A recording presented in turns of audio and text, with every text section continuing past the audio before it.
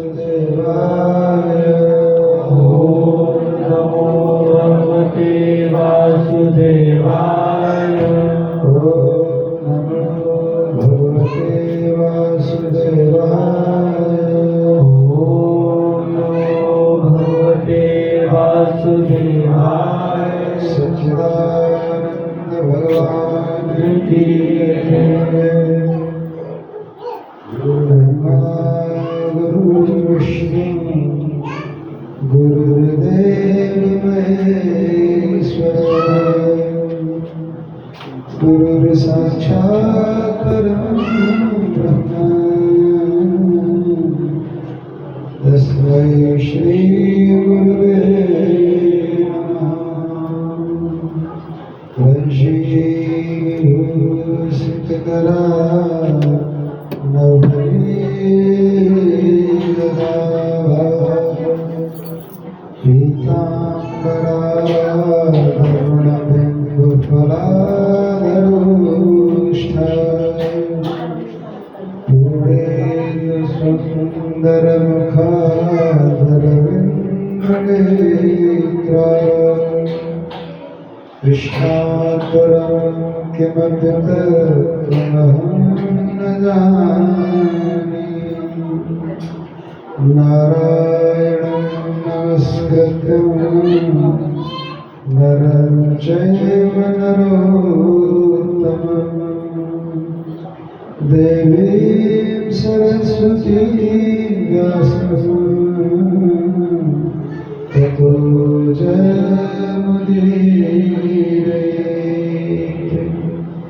हे कृष्ण करुणा सिंधु दीनबन्धो जगत्पते गोपेश गोपिकान्त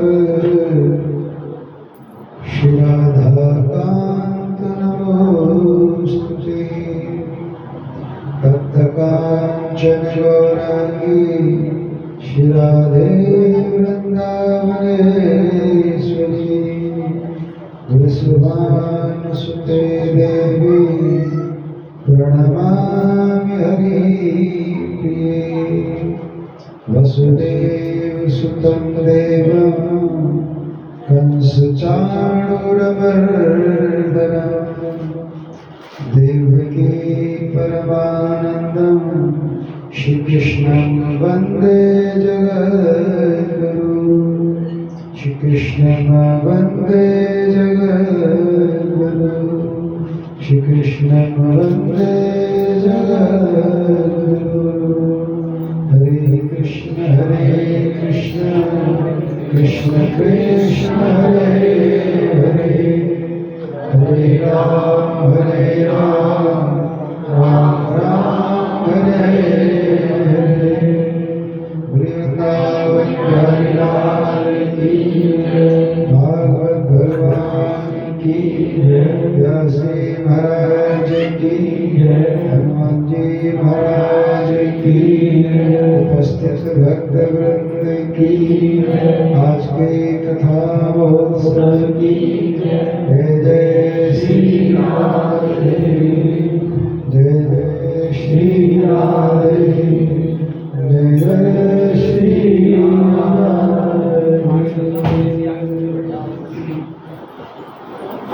चतुर्थ दिवस की कथा में प्रवेश करने से सभी धन्यवाद का कीर्तन करें। सब मेरे पीछे पीछे बोलेंगे सभी। मेरो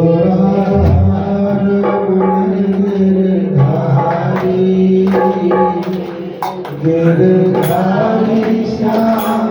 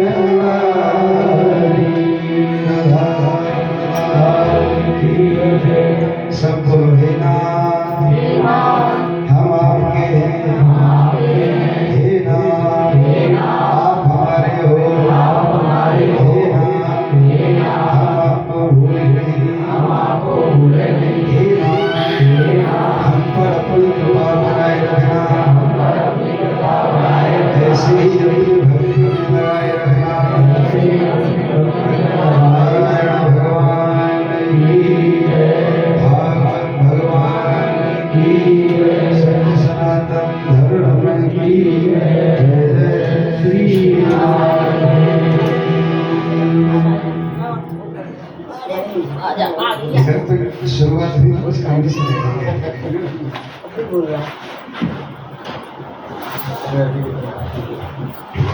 भीड़ रहती है।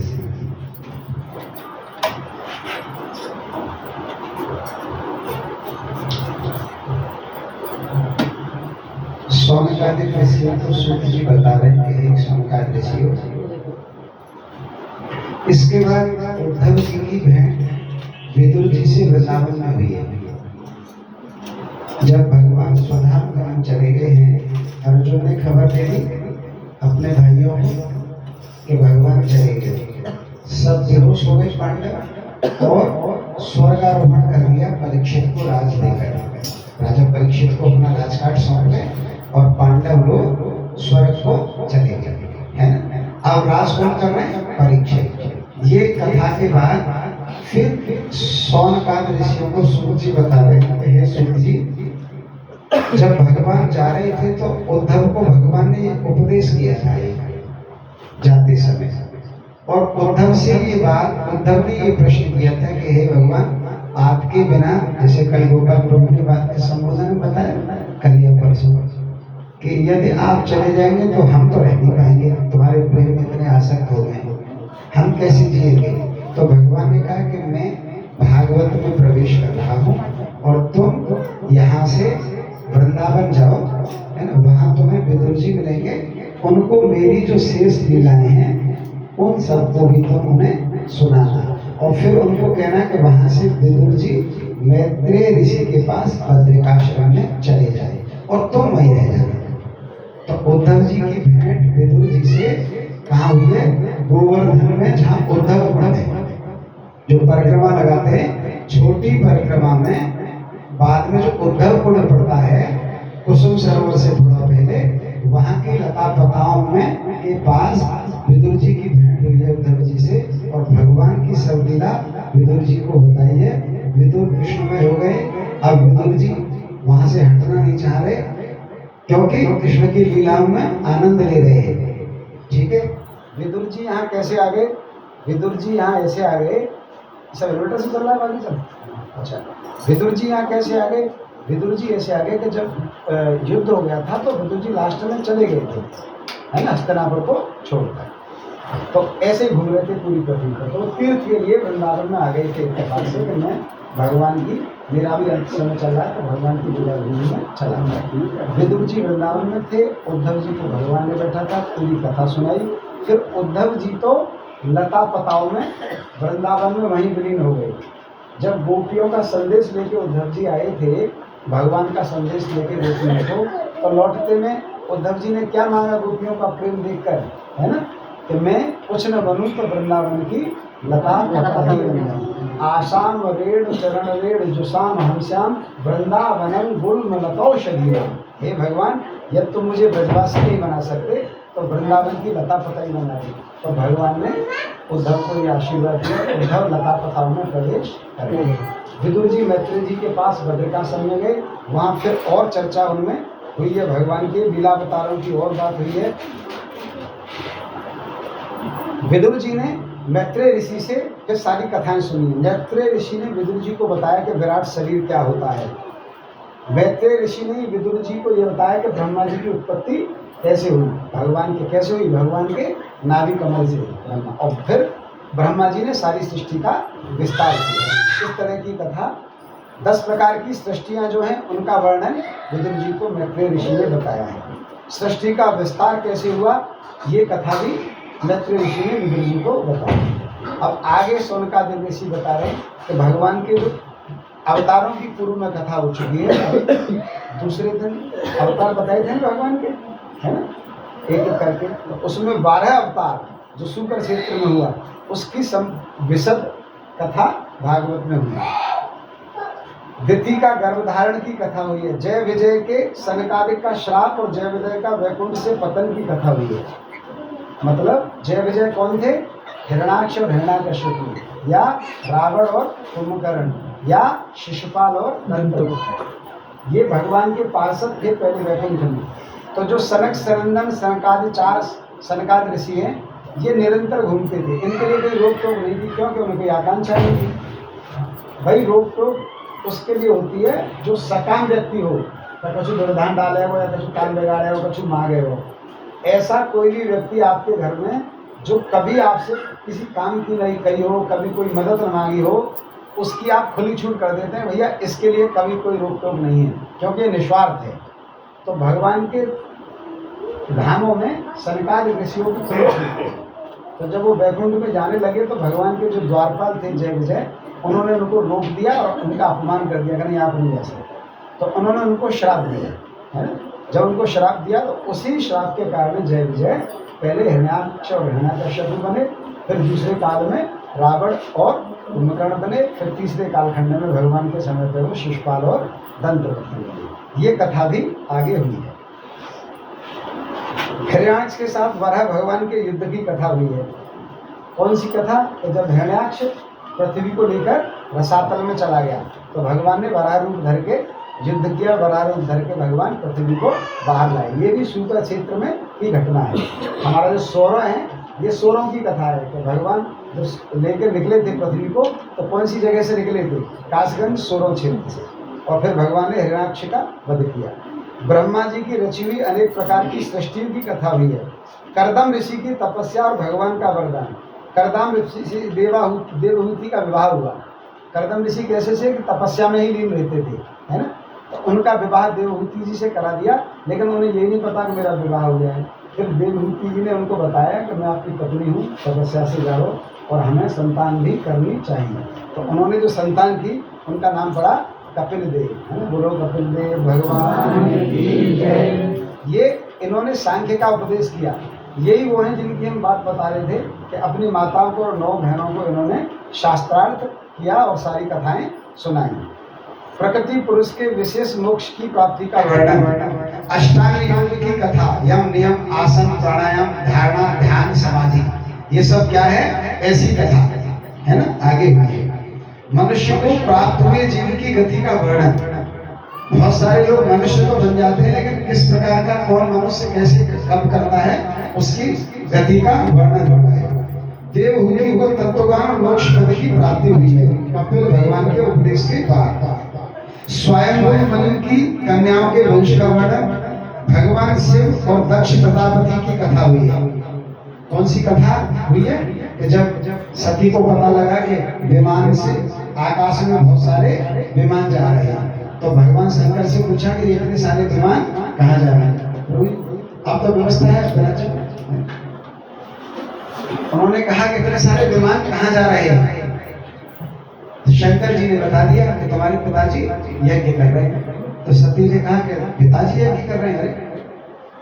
उनके मन में जैसे पुत्री के अंदर होती है बात, वो आ गई कि मैं चली जाऊं।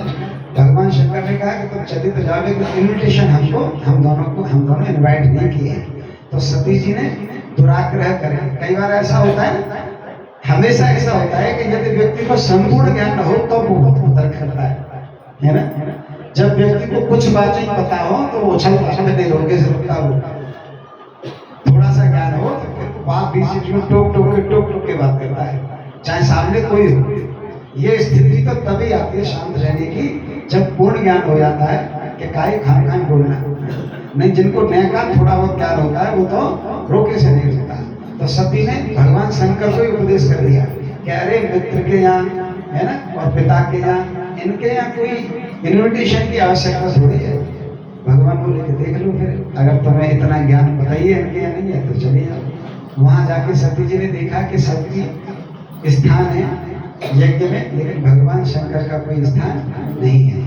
तब सती के अंदर सच्चा ज्ञान हुआ कि महादेव के बिना कोई यज्ञ कैसे हो जाएगा। बताओ, बहुत छोटे बच्चे देवताओं की कुर्सियां लगी हुई हैं और महादेव की कुर्सी नहीं है। तब उनको लगा कि महादेव इसलिए मुझसे मना कर रहे थे। तो सती और तो कुछ कर नहीं पाई। भाई बेटी पिता को तो ठोक ठाक कर नहीं सकती है ना। बालक तो खरीद दे, छोरा तो कई बार पिताजी ठोक दे, पर बेटियां ऐसा नहीं कर पाती। तो उन्होंने क्या किया, अपना ही शरीर उस हवन कुंड में है ना डाल दिया, जो आज भी सती कुंड के नाम से है। कनखल हरिद्वार में आप जाए, जब भी आप हरिद्वार जाए तो कनखल जाइए। दक्ष प्रजापति का जहाँ मंदिर है वो उनका घर था, है ना। वो दक्ष प्रजापति का घर था, जहाँ कनखल में आज दक्ष मंदिर है। वहाँ सभा होती थी, घर था, यज्ञ हुआ था वहां से 2 किलोमीटर दूर। वो सती कुंड आज भी है, जहाँ पर उन्होंने अपने आप को उसमें डाल दिया। तो भगवान शंकर को ये बात सहन नहीं हुई, और भगवान शंकर उन्हीं का वो लेते हुए है ना, उसी से भगवान शंकर ने उनके 108 पाठ किए थे, जिनमें से जो आज 51 शक्तिपीठ और 51 उप शक्तिपीठ के रूप में, और कुछ अज्ञात शक्तिपीठ के रूप में। हम जितने भी शक्तिपीठों में जाते हैं ना, पूर्णागिरी इत्यादि जितने भी, वो सब वहां की होता है। दक्ष यज्ञ की पूर्ति ध्रुव का वन गमन की कथा हुई है। ध्रुव कैसे वन में गए, है ना। ध्रुव वन में गए तो कहाँ आए ध्रुव तपस्या करने? मथुरा के महुली, मथुरा के हाईवे से पल्ली तरफ मधुबन जगह है, महुली जिसको कहते हैं। वहां पर उन्होंने तपस्या की। वहीं नारद जी मिले, वहीं नारद जी ने उनको मंत्र दिया। कौन सा? ओम नमो भगवते वासुदेवाय। बोलिए ओम नमो भगवते वासुदेवाय। ओम नमो भगवते वासुदेवाय। ओम नमो भगवते वासुदेवाय। ओम नमो भगवते वासुदेवाय। ओम नमो भगवते वासुदेवाय। ओम नमो भगवते वासुदेवाय। नारायण भगवान की जय। ये टाइटल हम आपको इसलिए बता रहे हैं कि भागवत का हमारा अनुष्ठान पूरा हो जाए, है ना। सही बात यह है कि सप्ताह विधि से भागवत तब हो सकती है जब 4-5 घंटे सुबह, 5 घंटे शाम को बिना किसी भजन कीर्तन के निरंतर नॉन स्टॉप बोली जाए, तब 7 दिन में भागवत वो भी संक्षिप्त रूप में होगी। अब मैंने आपको ये टाइटल बताई, इन्हीं कथाओं के लिए 5-6 दिन चाहिए, है ना। कितनी लंबी कथा है ध्रुव जी की, कितनी लंबा है कपिल देव की, कितना विदुर मैत्री ऋषि का संवाद कितना लंबा है। ठीक, तो हमारा साप्ताहिक अनुष्ठान पूरा हो जाए। प्रयास है कि कथा ज्यादा हो जाए। कीर्तन तो देखो, जब हम अलग कीर्तन करते तो कीर्तन तो करते ही है ना। एक आप तत्व की बात समझिए मूल से, इस विधान को समझिए। ये जो विधान है आप कथा सुन रहे हैं, कीर्तन नहीं, है ना। कभी कभी हम इसी संकीर्तन करते हैं तो वहां पर हम प्रवचन थोड़ा सा ही करते हैं, 5 मिनट गोपाल प्रभु बोलते हैं, 10-15 मिनट हम बोलते हैं, बाकी 2, 2.5, 3, 4 घंटे वहां पर संकीर्तन होता है, क्योंकि वो संकीर्तन यज्ञ है। और ये कथा यज्ञ, तो यहाँ पर कीर्तन अल्प होगा और विशद मात्रा में कथा होगी, पर ऐसा होता नहीं है। अभी श्रोता और वक्ता दोनों की रुचि यही होती है कि जो चले चलते वो आनंद आते रहे, कभी नाचे कभी झांकी, ये सब चलते रहे। तो आधी कथा आधा कीर्तन, लंबे लंबे भजन, 10-10, 15-15 मिनट के भजन में 5-7-8 भजन तो रोज हो ही कथा में।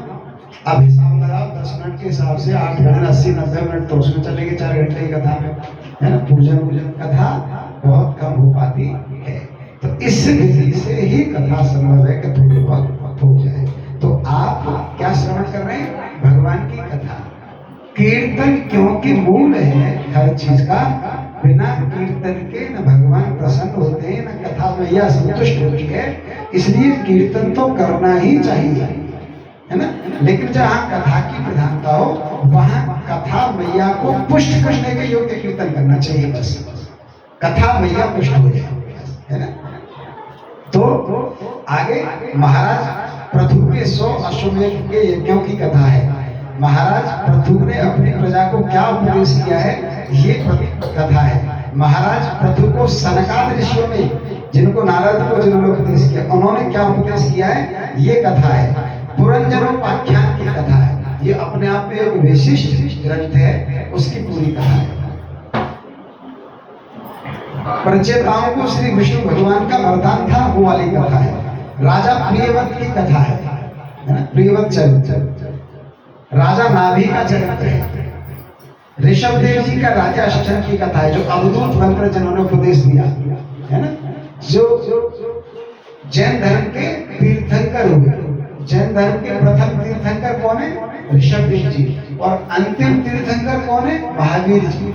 जो प्रथम तीर्थंकर है जैन धर्म के, वो हमारे सनातन परंपरा के भगवान के ऋषभ देव नाम के अवतार हैं, क्योंकि उन्होंने लीला इस तरह की थी कि भगवान की भक्ति में पहनना, ओढ़ना, खाना पीना सब भूल गए थे। अवधूत वृत्ति रखी थी ऋषभ देव जी ने, मतलब उनको कुछ ध्यान नहीं रहता था कब खाना है, कब पीना है, क्या पहनना है, क्या नहीं पहनना है ना। दिगंबर रहते। तो कुछ वैष्णवों ने, भक्तों ने वो चीज पकड़ ली, उनको अच्छा लगा कि ये बढ़िया है। तो जिन जिन लोगों को वो चीज जिन लोगों ने पकड़ ली, उनका एक समूह बन गया, और उस समूह से प्रारंभ हो गया एक नया जैन धर्म, जो हमारी ही शाखा है, वहां से जैन धर्म। तो इसलिए अभी भी जैन साधु जो है दिगंबर वेश में ही रहते हैं, ऋषभ देव जी की परंपरा के अनुसार। बोलिए ऋषभ देव भगवान की। भरत जी का चरित्र है। भरत जी का ब्राह्मणपुर में जन्म कैसे हुआ, ये जड़ भरत और राजा रघुगण की भेंट है ना। आप लोग कथा सुनी होगी, राजा रघुगण पालकी में जा रहे थे, है ना। तो 4 लोग पालकी लेके जा रहे थे, भरत जड़ भरत जी वहां आराम से ठाट कर रहे थे, इत्तेफाक से, क्योंकि मस्त रहते थे, अशोक प्रभु की तरह, कोई चिंता नहीं, कोई चिंता फिक्र नहीं भाई साहब। तो ऐसे ही राजा जड़ भरत रहते थे। तो उनमें से एक जो 4 जो ले जा रहे थे, उनमें से कमजोर सा पड़ने लगा, तो उन्होंने देखा इसे लगा दो, बहुत तगड़ा आदमी है ना पालकी में। तो राजा रघुगण की पालकी में जड़ भरत को लगा दिया। अब जड़ भरत क्या है, सब में भगवान को देखते थे, तो जब बढ़ते थे तो कोई चींटी ये सब आ जाता था, तो एकदम उछल जाते थे, पैर में पड़ जाए। तो राजा रघुगण को क्रोध आ गया कि तू बड़ा नालायक है, देखने ना राजा चल रहा है तेरे ऊपर, तू इस तरह से पालकी चला रहा है ना। तो उसको दंड देने के विधान की जब बात आई, तो जड़ भरत हंसने लगे, राजा रघुगण समझ गए।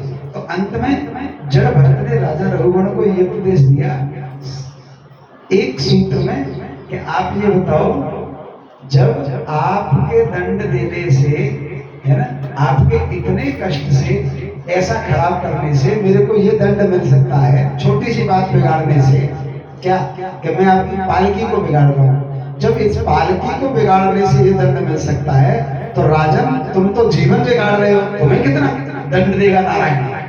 सही वो समझ गए क्या कहना चाह रहे हैं। तो ये हमारे लिए उपदेश है कि जब हम छोटी छोटी गलतियां करते हैं तो हमें छोटे छोटे दंड मिलते रहते हैं, है ना। घर के प्रति घर वालों को प्रसन्न न करें तो घर वाले दंड देते हैं किसी न किसी रूप में, रिश्तेदार, पड़ोसी, मिलने वाले, ऑफिस में काम करने वाले, सब दंड ही तो है वो जो छोटी छोटी परेशानी। तो कल्पना ये करनी है कि जब हम भगवान को प्रसन्न नहीं करेंगे तो भगवान कैसा दंड देंगे, है ना। ये उपदेश राजा रघुवर ने भरत जी को दिया।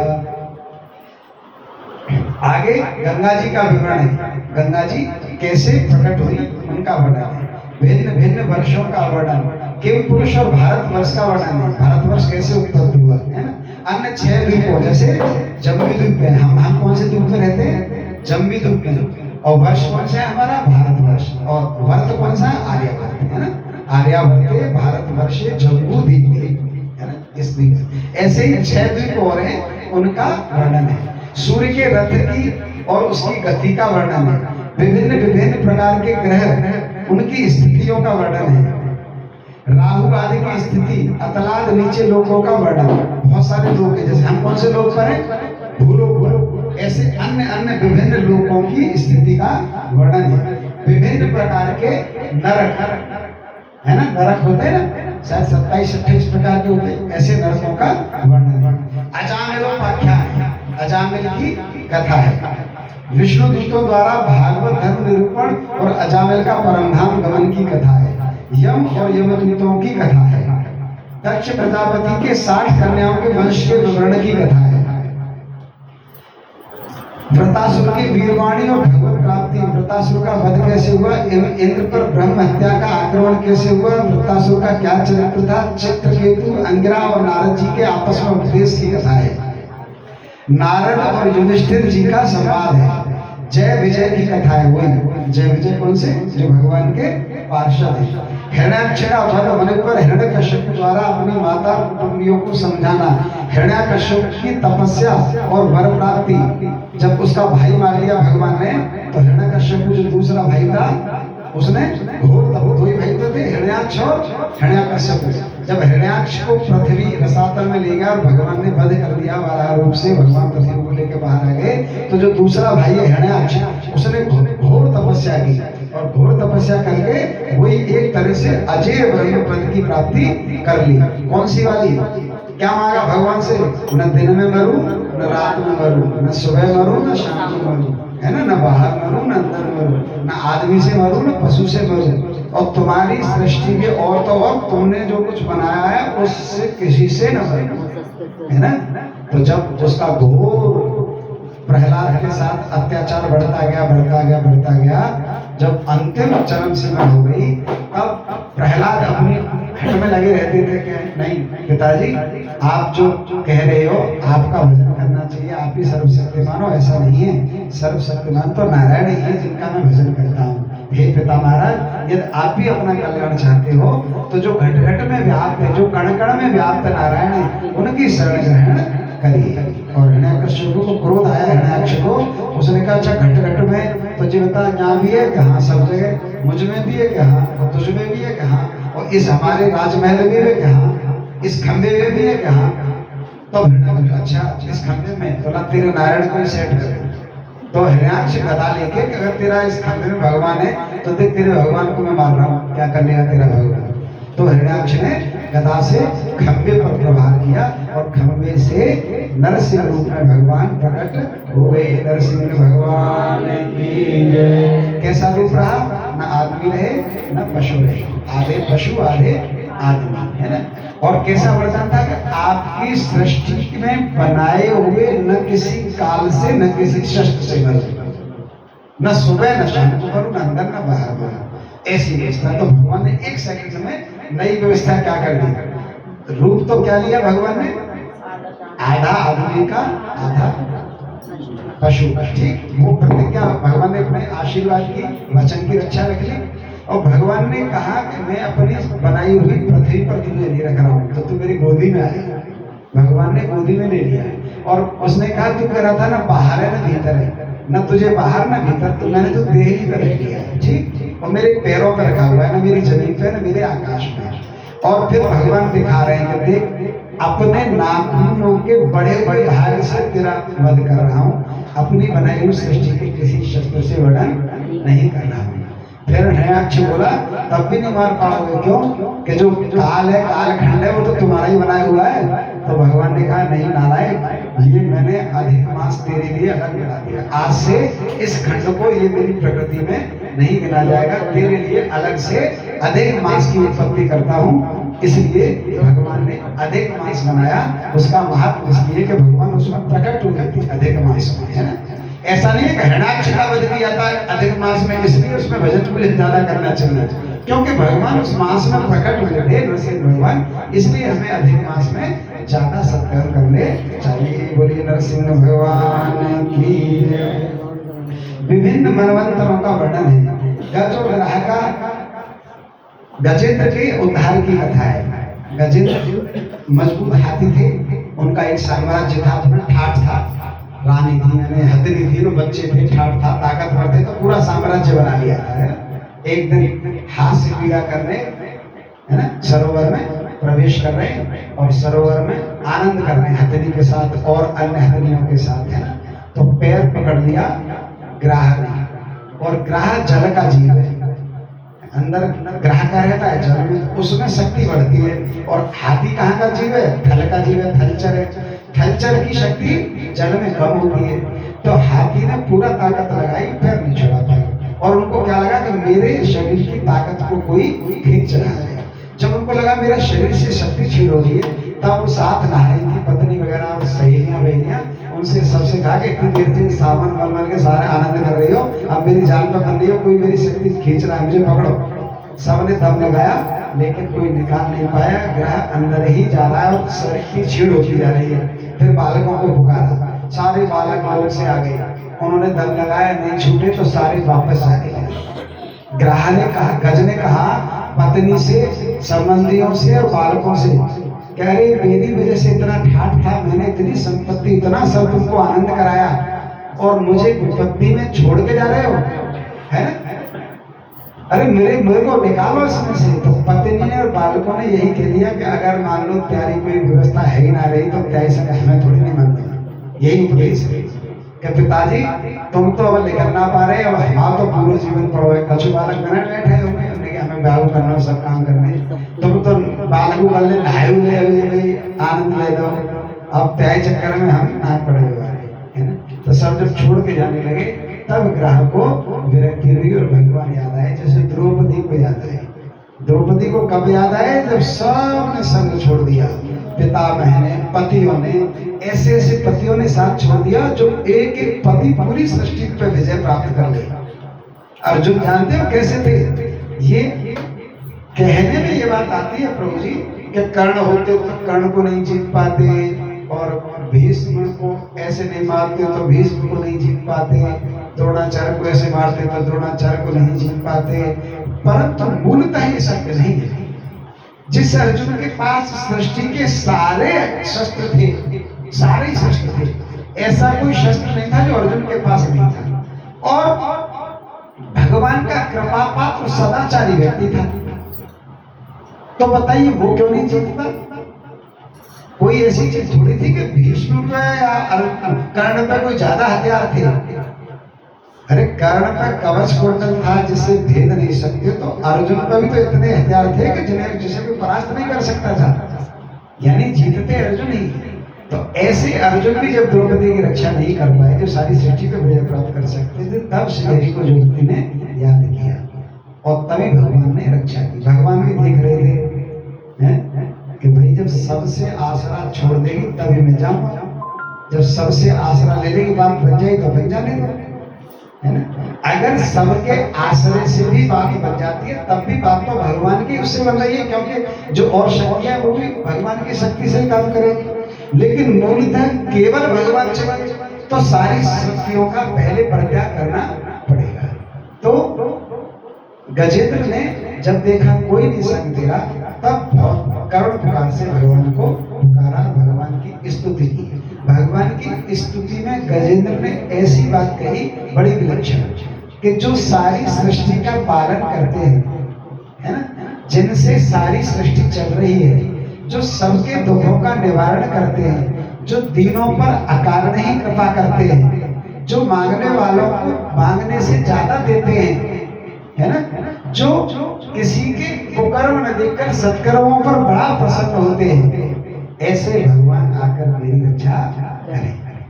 अब सारे जो और भगवान है ना हमारे, वो सबने विचार किया, सबने विचार किया कि क्या यह स्तुति हमारे लिए हमें चलना चाहिए। जब पूरी स्तुति पर ध्यान दिया तो सबने सोचा कि नहीं, हम तो ऐसे नहीं है ना।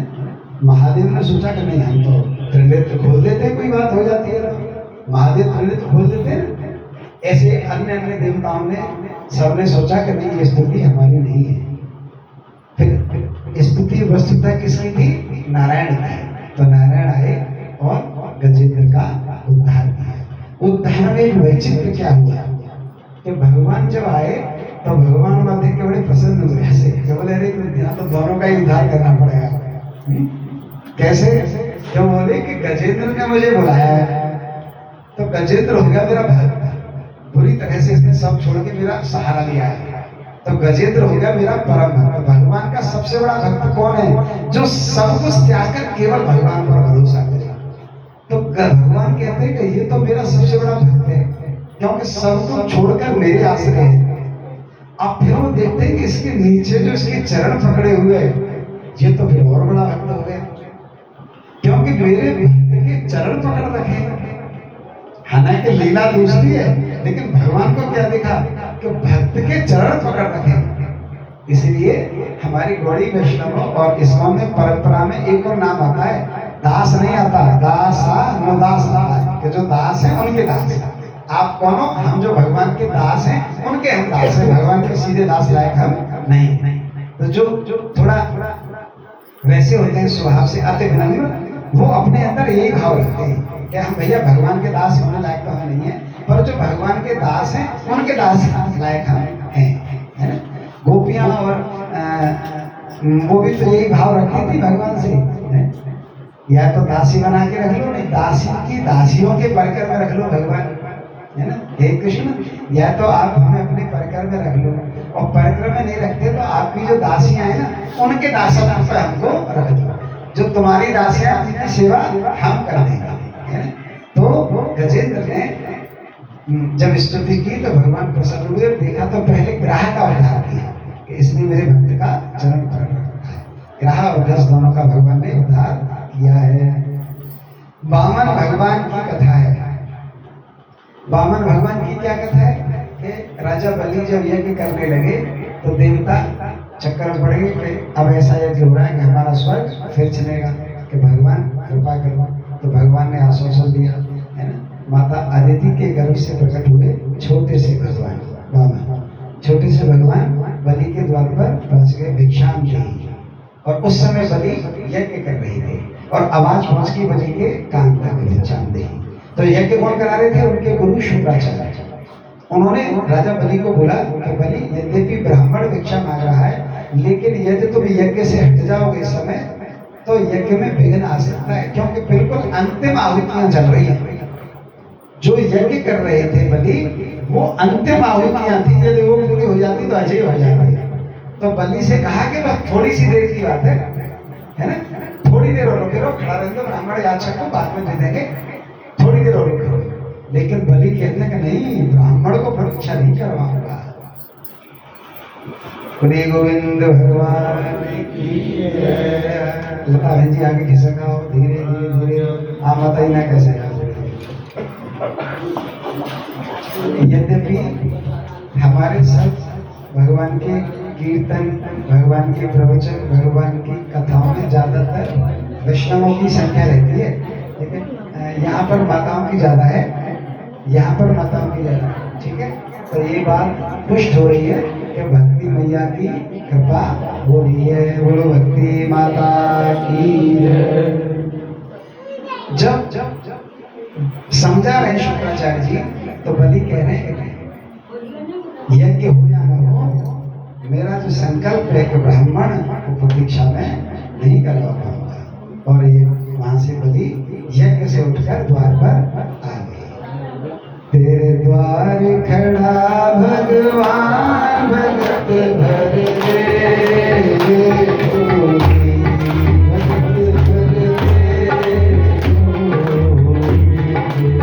द्वार खड़ा भगवान भगत भर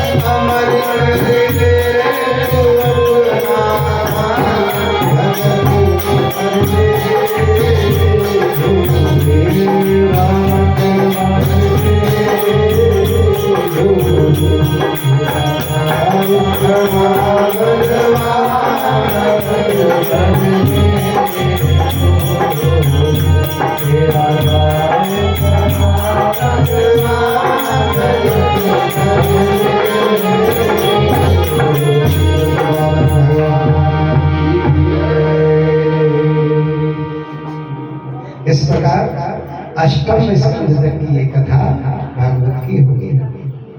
आए बलि मना किया शुक्राचार्य ने, इनकी कोई बात मत मानो। क्यों? कि मैंने दिव्य दृष्टि से देख लिया, जिनको तुम बामन समझ रहे हो, ये बामन 53, 54, 55 कुछ नहीं है। ये तेरे को हाँ ये नारायण है, ठीक है, तुम चक्कर मत पड़। लेकिन बलि कह रहा है, बलि क्या कह रहे हैं कि अगर नारायण है तो हे गुरुदेव ऐसी उपाधि तो त्रिलोक को पाके भी नहीं मिलेगी कि नारायण भीख मांग रहे हैं मुझसे। अरे फिर तो जरूर मिलूंगा। और 3 पग में ही भूमि मांगी और 2 पग में सब नाप दिया। और बलि का वैचित्र देखो, भगवान कह रहे हैं कि बलि तुमने 3 पग के लिए बोला था, 2 ही पग हो पाई है लाला, तीसरे पग में तो तेरा कुछ बचो ही ना, सब नपो।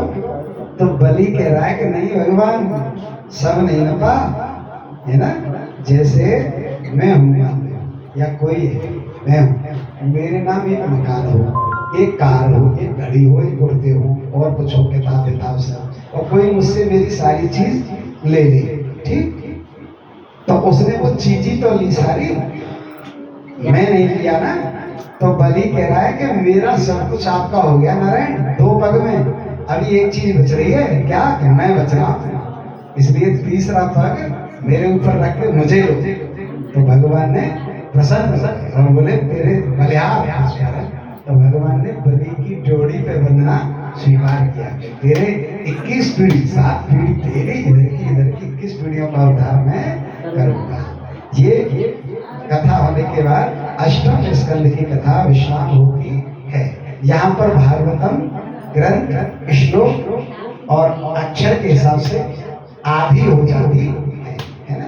अब हम नवम स्कंद में भागवत जी के प्रवेश करेंगे, जिसमें भगवान राम की कथा से शुरुआत होगी। श्री राम जय राम जय जय राम। कुछ माताओं को इधर से भेजा होगा। श्री राम जय राम जय जय राम, श्री राम जय राम जय जय राम।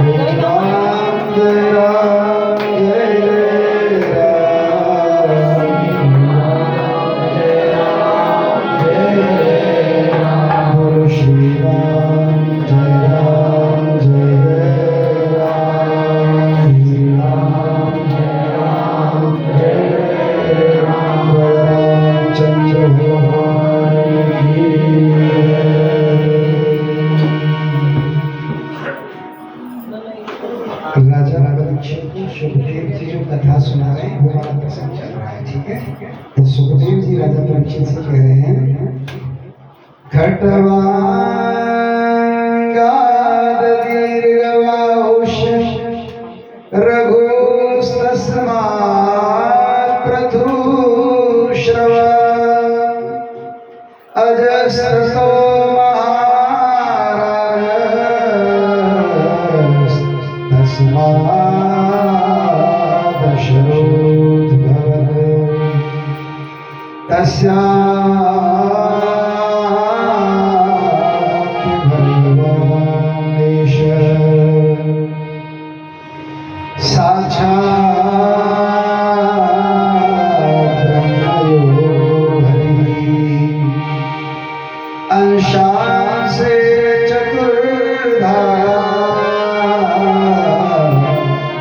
पुत्रत्वं प्राप्तितः सुखदेव जी कह रहे हैं परीक्षित, खट्वांग के पुत्र हुए राजा दीर्घबाहु और राजा दीर्घबाहु के पुत्र हुए यशस्वी राजा, है ना। भगवान के अयोध्या के जो रीति थी उसमें एक बात तो आती है, रघुकुल रीति। उनके पुत्र थे राजा रघु और रघु के थे राजा अज और राजा अज के थे महाराज दशरथ।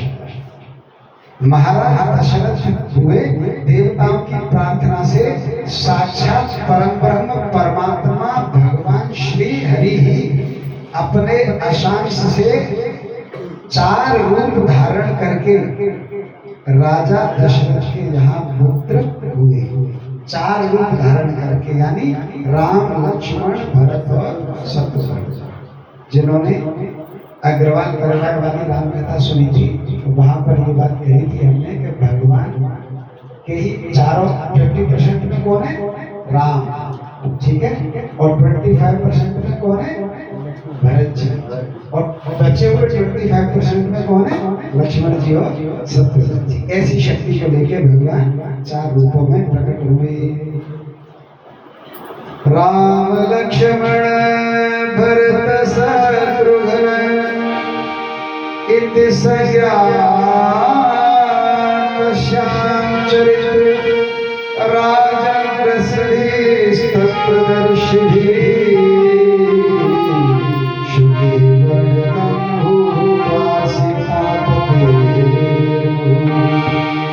हम पुस्तक लाए थे भगवान रामकृष्ण की चिंकू तो होगी छोटी वाली। कहाँ है? तो कार में नहीं चले सब,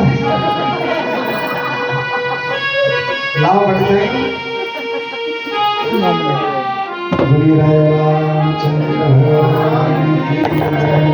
भगवान के अवतार का हेतु कैसे हुआ? त्रेता के लगभग अंतिम समय में जब पृथ्वी रावण, कुंभकर्ण, मारीच, सुबाहु इत्यादि देवताओं से परेशान हो गई तो गौ का रूप धारण करके ब्रह्मा जी के पास गई। और ब्रह्मा जी पृथ्वी मैया को लेकर भगवान के पास गए और बताया कि हे प्रभु कोई उपाय करिए। और उपाय सिर्फ यही है कि आप ही आइए, है ना।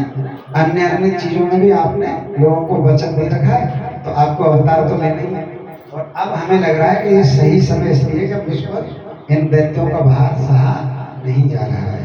तब भगवान ने पृथ्वी को ब्रह्मा जी के साथ ये आज्ञा दी कि मैं अयोध्या में राजा दशरथ के और माता कौशल्या के गर्भ से अपनी अन्य थोड़ी सी शक्तियों के साथ जन्म जन्मा और तुम्हारे इन सभी राक्षसों का वध करके अन्य अन्य लीलाओं थोड़ा एक दूसरे को दे दो। हाँ, तो माता लोग आपस में बांट लेंगे। इसमें राम स्तुति है, हम उसको अभी सभी लोग एक साथ करेंगे। एक हमें भी दे दो, हमें मुझे याद है। भगवान के जितने भी अवतार होते हैं उनमें कोई एक हेतु नहीं होता। ये बात हमने बहुत बार बताई है। किसी एक वजह से भगवान अवतार नहीं लेते और किसी एक को माध्यम नहीं बनाते। बहुत सारी लीलाएं होती हैं, जैसे पृथ्वी के इसके लिए हुए। लेकिन ये जो राजा दशरथ हैं और कौशल्या हैं, इन्होंने पूर्व काल में बहुत तपस्या की है कि हमारे यहाँ कौन? आप भगवान के रूप में आए। जब भगवान ने पहले व्यक्ति बनाए वैवस्वत मनु, है ना, तो मनु और शत्रुपा इन्होंने भी तपस्या की। कहाँ पर? नैमिषारण्य में।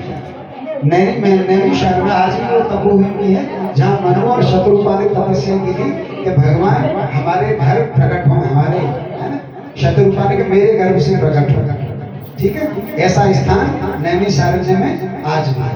तो उनके वो कह सकते हैं, लड़ सकते हैं ना आप लोग, अरे हमने तो कहीं हमारी वजह से हैं, और पृथ्वी कह के नहीं मुझे आश्वासन दिया है मेरे वजह से आए। ठीक, ऋषि मुनि कह के नहीं हमने भी तो तपस्या की थी हमारी वजह से आए। तो भगवान बहुत सारे हेतुओं की वजह से अवतार लेते हैं, कोई एक कारण भगवान के अवतार का नहीं होता, बहुत सारे कारण भगवान के अवतार के होते हैं। तो परीक्षित, सीतापति भगवान श्री राम का चरित्र तो तत्वदर्शी ऋषियों ने बहुत कुछ वर्णन किया ही है और तुमने उसे अनेकों बार सुना है। भगवान राम कौशल्या माँ के गर्भ से अयोध्या में दिन के 12 बजे, भगवान कृष्ण कब प्रकट हुए? रात के 12 बजे, और राम कब प्रकट हुए? दिन के 12 बजे। वो रात्रि में क्यों प्रकट हुए? कि रात्रि का देवता होता है चंद्रमा। वो कौन है? कृष्ण भगवान चंद्रवंशी। और ये कौन से भगवान है? सूर्यवंशी। तो सूर्य कब निकलते हैं? दिन में। दिन का देवता कौन है? सूर्य। तो अपने अपने कुल की परंपरा से भगवान ने जन्म लिया। जन्म से ही भगवान ये दिखाना चाह रहे हैं कि भगवत्ता साथ चलेगी लेकिन मानवता भी साथ साथ चलेगी, क्योंकि सारी सृष्टि भगवान की है। तो ये सूर्य चंद्र ये कुल कहाँ से आए? लेकिन मानवता भी साथ चलेगी ना, इसलिए भगवान सूर्य रूप, जब सूर्यवंशी होंगे तो सूर्य के समक्ष जन्म ले रहे हैं, जब चंद्रवंशी होंगे तो चंद्रमा के समक्ष जन्म ले रहे हैं। बोलिए राजा रामचंद्र भगवान की प्रकट कृपाला दीन दयाला कौशल्या हितकारी हर सिद्ध मनहारी मुनि बनहारी अद्भुत रूप विचारी लोचन हरे रामा मनोहर श्यामा विजयायुध भुजचारी भूषण बनहारा नयन विशाला शोभा सिंधु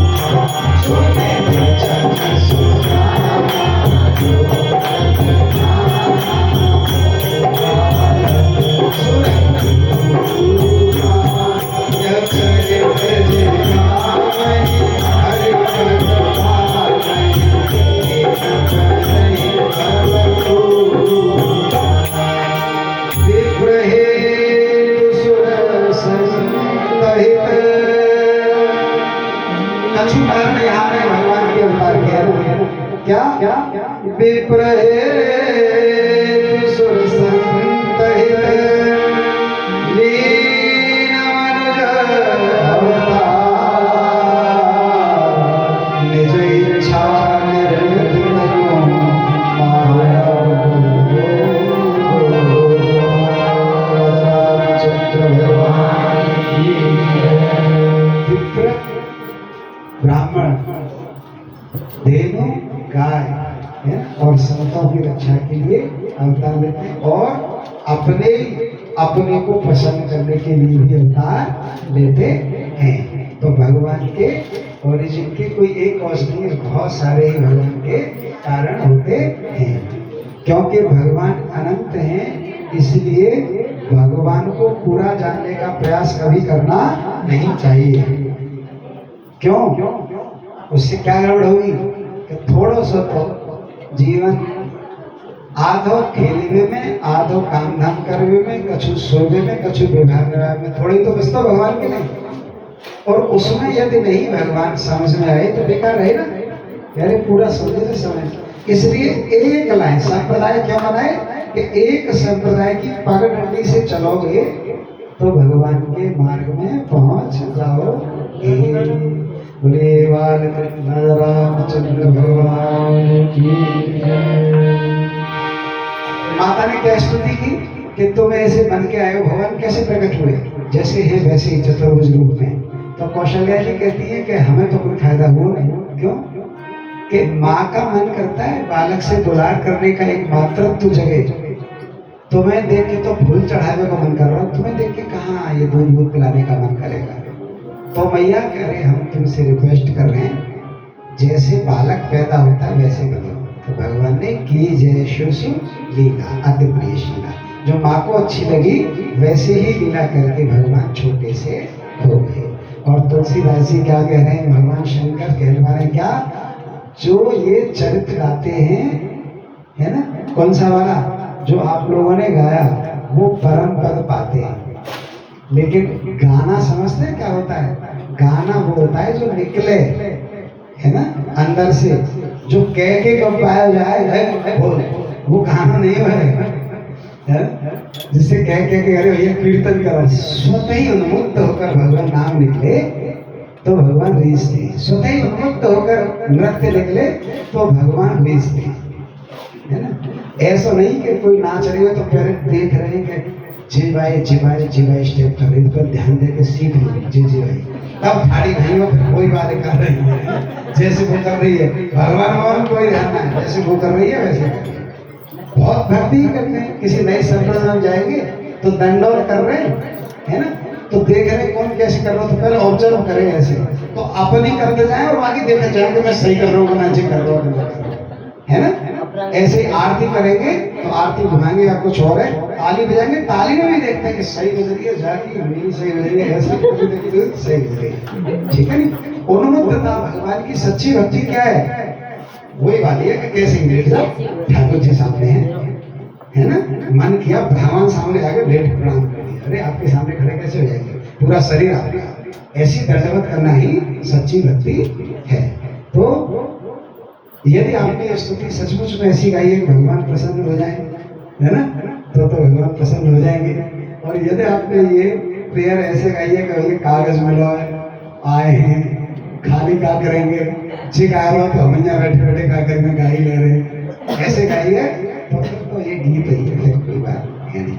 भगवान धीरे धीरे करके शिशु लीलाएं करने लगे, है ना। उन्होंने कहा कीजिए शिशु लीला, तो भगवान पहली लीला क्या करते हैं, ठुमक ठुमक घुटनों से चलते हैं। ठुमक चलत रामचंद्र बाजत बैजनिया, ठुमक चलत रामचंद्र बाजत बैजनिया, उठत किलकिलाए गिरत भूमि लटपटाए। चलते हैं और गिर जाते हैं, फिर क्या होता है, और धाय माय गोदड़े दशरथ की रड़िया ठुमके चलत रामचंद्र। एक और भगवान की नाइस में क्या है? सुंदर नासिका बीच सुंदर नासिका बीच लटकत लटकनिया ठुमके चलते रामचंद्र। भगवान की नोज कैसे निकलती है? जैसे बच्चों की बिल्कुल निकलती है। राम की नाक निकलने का बड़ा है। कोई एक आधी आजकल सिविलाइज्ड फैमिली में ऐसे बच्चे होते हैं जिनको पता नहीं रोज क्या होते। पहले तो खेलते जा रहे हैं, हाथ एंगेज होते थे, सुपुड़ यहाँ तक आई बत्ती, फिर खींची, फिर ऊपर गई, ऊपर पहुंच गई, फिर नीचे निकल आई, फिर ऊपर गई, फिर वो सूता सूता जब थक जाओ 2 दिन बार मारा तो फिर वो किस्सा खड़ा घुमाई चाट के फिर वो खींचता था, थक जाता था, वो जितनी खींचता था उतनी प्रेशर में वो नीचे आ जाएगा। हाथ में लगने खिलौना एंगेज है बालक, कौन पहुंचे हुआ है ना। तो सूत सूत के 2-4 बार कोशिश करो, जब ज्यादा दम लगाना पर इष्ट हो तो जी वहां चाट के बाद खत्म। तो भगवान राम के साथ भी ऐसी लीला होती है। अरे सबको पता है, टेस्ट भी पता है सबको। 100 टेस्ट होता है रोज का, खट्टी होती है लगभग सब ने चाटी होती है। कोई कहता है सिविलाइज्ड फैमिली में क्या आई है डिफरेंट दिस एक्शन, ऐसा होता है सब में। वो सारे काम बच्चे वही करते हैं जो सेम है सबके। चुरा के खाना, छिपना, है ना, दूसरे को देख के उसकी कॉपी करना, वो सारे काम भगवान ने जो किए वही करते हैं। थोड़े भगवान और बड़े हुए तो जो परंपरा होती है सनातन की क्या होती है कि बच्चों को पढ़ाना चाहिए। तो तब ऐसे स्कूल नहीं होते थे, तब गुरुकुल ही होते थे, है ना। मतलब अभी भी गुरुकुल ही दूर भेजते हैं हम, परंपरा बदल गई। हमारे घर में तो स्कूल होता नहीं कोई, है ना। सब हमारे घर कॉलोनी से बाहर ही होते हैं, शहर में भी और गाँव में भी। थोड़ी दूर गांव में जाओ तो गांव का स्कूल गांव से बाहर होता है। तो भगवान को कहाँ भेजा? गुरुकुल। गुरु ग्रह पढ़ गए रघुराई,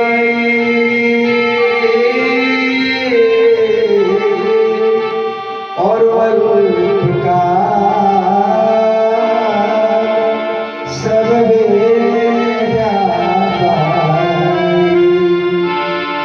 थोड़े से टाइम में ही भगवान ने जो कुछ भाषा पढ़ाते हैं वो कर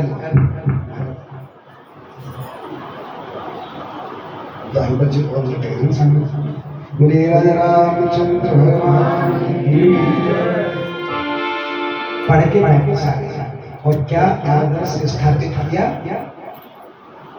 पढ़ा लिखा होशियार स्कूल से आने वाले बालक की क्या पहचान है? जिसने शिक्षा ली है उसकी पहचान है शील और विनम्रता। आके जिन्हें क्या झाड़े करे डैडी अरे बड़ा गर्मी है तो और यहाँ का माहौल तो बहुत खराब है। मान लो कोई एनसीआर या बाहर पढ़ा है बालक और आके कहे पड़ोसी दिखे बड़ा गंदा हो रहा है यहाँ के कल्चर, ये सब ठीक नहीं है। उसका शील और उसमें विनम्रता, बड़ा के प्रति शिष्टाचार होना चाहिए। तो राम लक्ष्मण भरत शत्रुघ्न क्या करते हैं? प्रातःकाल उठ के रघुनाथ और मात पिता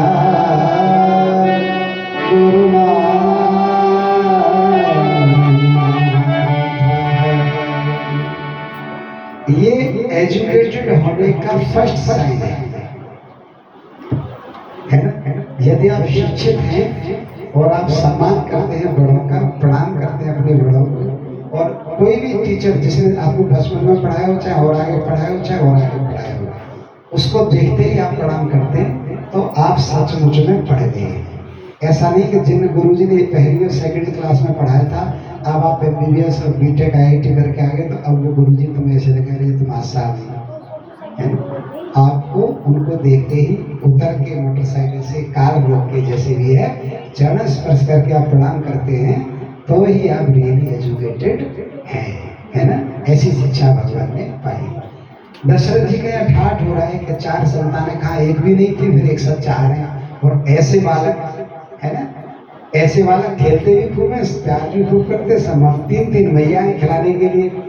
तो बहुत घर में ठाठ हो रहा है। थोड़े ही बड़े भगवान हुए थे कि विश्वामित्र जी आधम के कि हे राजा दशरथ, अपने पुत्रों को हमें दे दो और राम को दे दो मुझे।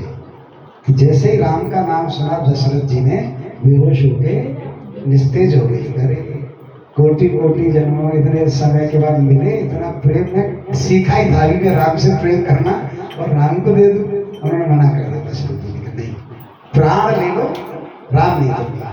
चाहिए क्यों कि राक्षस मारने। तो दशरथ कह रहे मैं चलता हूँ, सारी सेना को लेके चलता हूँ, लेकिन महर्षि राम को नहीं दूंगा, क्योंकि मेरे प्राण इनमें बस रहे हैं। ये चलेगा तो मैं वैसे ही मर जाऊंगा। दूसरा, ये राक्षसों को क्या मार लेंगे, छोटे छोटे से बालक हैं। अरे राक्षसों को हमारी सेना मरेगी। इतनी चर्चा वो कर ही रहे थे कि विश्वामित्र जी नाराज हो गए। इसका मतलब तुम कुछ जानते नहीं हो राम के बारे में, बड़ी बड़ी बातें कर रहे हो, तो इन्हें तुम बालक बता रहे हो, इन्हें सुकुमार कह रहे हो, तुम कुछ नहीं जानते राम कौन है। फिर वशिष्ठ जी खड़े हुए और कहा कि दशरथ ये सही कह रहे हैं, तुम अभी नहीं समझ रहे हो राम कौन है। राम को इनको दे दो, इसी में तुम्हारा कल्याण है, और राम की भी बढ़ाई इसी में होगी यदि इनके साथ चले जाएंगे। तो पुत्र की बढ़ाई जिसमें होती है, उस काम को करने में पिता सदैव अग्रणी रहता है। और ये बात बालकों को तब समझ में आती है जब वो बाप बन जाते हैं। पुत्रों को यह बात तब तक समझ में नहीं आती कि मेरा पिता हेतु हर मूल रूप से मेरे कल्याण की कामना करता है, चाहे मुझे डांटे, चाहे घर से बाहर मिले, चाहे किसी के सामने झुकवाए, चाहे कुछ भी करे। हेतु मेरे पिता का मेरा हित है। बालक को यह बात तब तक समझ में नहीं आती जब तक वो पिता नहीं बन जाता। प्रकृति का नियम है, जब वो पिता बन जाता है, अपने पुत्र के साथ ये बर्ताव करने लगता है, तब उसको ये बात समझ में आती है कि मेरे पिता भी मेरा हित चाहते, मुझे डांटते थे बात बातों पर, बड़ा रोक टोक करते थे, बड़ा मेरा ध्यान रख के, बड़ा यदि मैंने उस समय उनकी बातें सब मान ली होती तो आज तो मेरी स्थिति तो आज दूसरी होती। पिता सदैव ऐसा होता है, पिता का स्नेह जो है सदैव छिपा हुआ होता है, और माँ का स्नेह खुला हुआ होता है। माँ छिप के प्यार कर ही नहीं सकती, माँ का प्यार तो सबको दिख जाएगा, है ना। माँ का प्यार छिपने वाला है नहीं। माँ बैठी है, बालक है तो सामने, चाहे बहु सन में ठड़ी है, चाहे भामर पे आप बहरो, तो माँ पहुंच के सही करते बालक है बिगड़ है। माँ का प्यार नहीं छिपता, पिता का दिखता नहीं। तो जब ये कहा कि राम का भी कल्याण इसमें है, तो राम को विश्वामित्र जी के साथ भेज दिया। सबसे पहले भगवान राम ने ताड़का का उद्धार किया। ताड़का का उद्धार करने के बाद भगवान उनके जो यज्ञ जिस हेतु से ले गए थे, उस यज्ञ के चारों तरफ राम लक्ष्मण धनुष लेकर खड़े हुए कि जो भी कोई राक्षस आएगा आप यज्ञ करिए, हम उसका वध करेंगे। तो एक सुबाहु नाम का बहुत ताकतवर राक्षस था, वो आया और भगवान ने उसका वध किया। एक मारीच नाम का राक्षस था जिसने सीता हरण में मदद की थी रावण की, उसको भगवान ने ऐसा वर्ण मारा कि वहां से वो 100, 200, 1200 योजन दूर जाके गिरा, मरा नहीं गिरा। बाकी उनका यज्ञ संपूर्ण हो गया। जब यज्ञ संपूर्ण हो गया तो फिर विश्वामित्र ने कहा कि अब आओ थोड़ा सा आपको घुमा देते हैं, थोड़ा सा वनों का दर्शन करा देते हैं, आश्रम दिखाते हैं।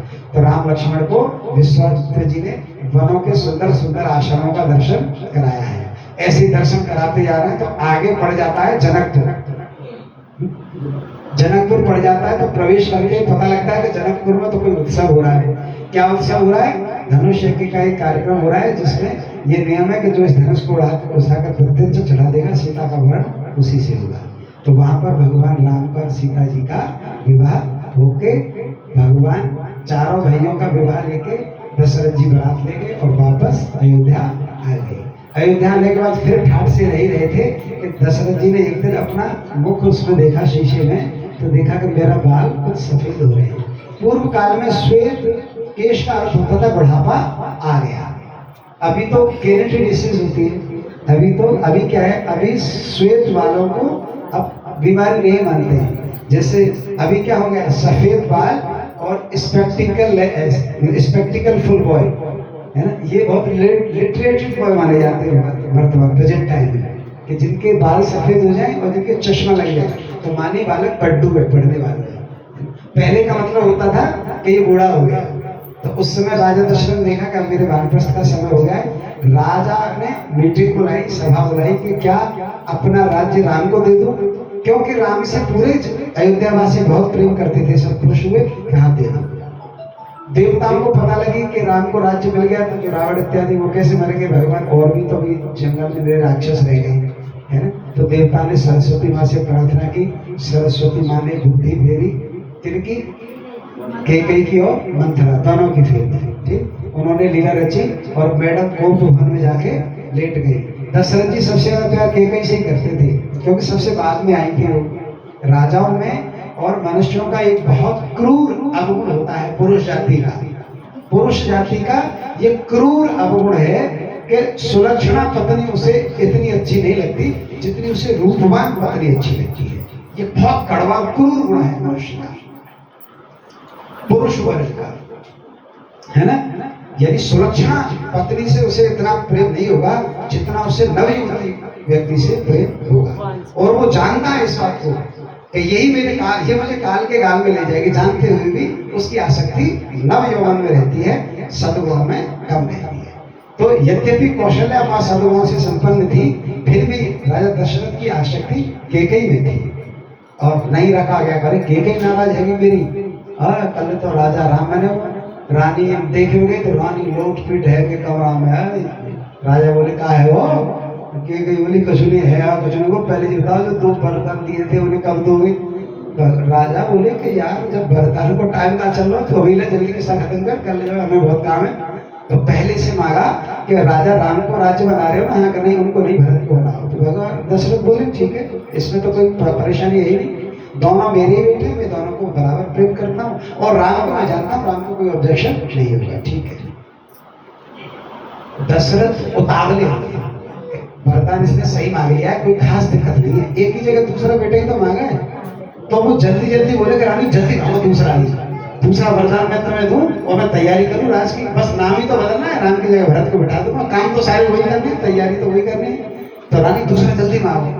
रानी ने कहा तापस वेश विशेष उदासी है, तापस वेश विशेष उदासी, 14 वर्ष राम वनवासी।